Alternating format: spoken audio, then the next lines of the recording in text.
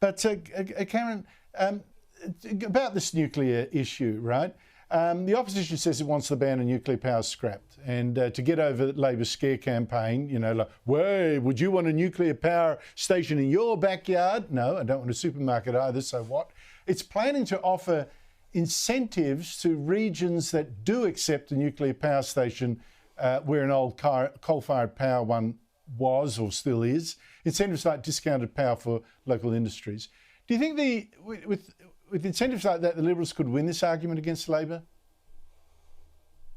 Well, unfortunately, no, because unfortunately, good policy isn't necessarily good politics, Andrew.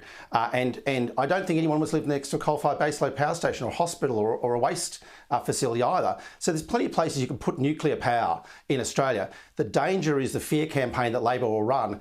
And I've been part of it myself. I ran postcards with nuclear power stations on beautiful beaches. So the fear campaign will overcome any attempt, I think, by the Liberal Party to get a sensible outcome on nuclear power.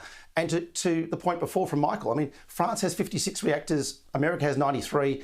People live next to and near these facilities all the time, and they produce clean, efficient, carbonless power. And we should actually have them in Australia. We should actually have nuclear power in Australia. But unfortunately, as I said, good policy doesn't equal good politics, and the fear campaign that Labor will run against the Liberals' nuclear plan will be over the top. Well, shame on you, Cameron Milner, for your booga booga anti-nuclear postcards. But if you it was against Malcolm Turnbull at the time, campaign like that, so I'm tempted to forgive you. But if you were in designing a campaign like that, you must also have looked at the yin opposite the yang. What would you do to make it work? Well, I think the cost of living and the cost of energy for Australians, especially with a massive amount of renewables coming online, that's not doing anything to bring power prices down. In fact, it's skyrocketing power prices.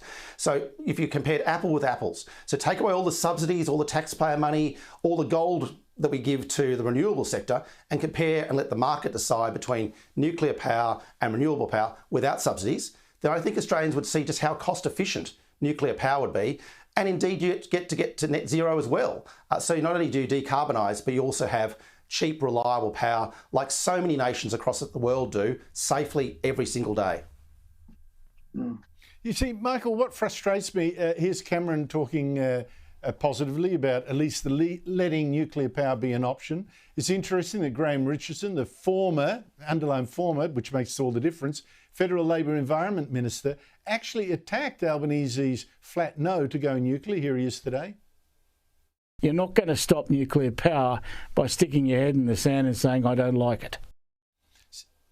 See, Michael, you can't tell me that there aren't Labor ministers right now who know nuclear makes sense and are just spreading lies and fear campaigns instead. Can Labor really keep saying no? Well, there certainly is Labor ministers and Labor Party members, because I was involved in debates 20 years ago in the New South Wales right and also at national level about nuclear power around the Three Mines arrangement. So there are people that support nuclear power. The issue I think that Cameron raises is an important issue. And by the way, I've got a power station behind me and a power station in front of me within 5 kilometres, and an old power station site about 5 kilometres away as well. So I'm one of these people that he's got to convince, and I wouldn't be convinced by cheaper power. I think the issue here is a political issue. He needs to focus very clearly on lifting the ban. I think that's all he needs to do, and argue that the ban, once it's lifted, lets the market, as Cameron said and as I've said on many occasions, decide this. It may well be that nuclear power doesn't work out from a financial point of view, but once you remove the subsidies, you will know. And until he does that, his climate doomsday cult is exposed for what it is. It's climate fear-mongering, because they're not interested in the one technology that can actually do something. No, I think that's absolutely correct. Cameron, just before we go, I'm out of time, but I need to ask you about this. Our deal with the US to buy some of its new Virginia-class nuclear submarines off the production line. Is it falling apart? Because the Biden administration says it's just going to buy one of these Virginia subs next year. It had planned to buy 2, meaning it's going to be behind schedule in building up its own fleet by the time we're supposed to butt in and buy our first submarine in 8 years from now. Are we in trouble?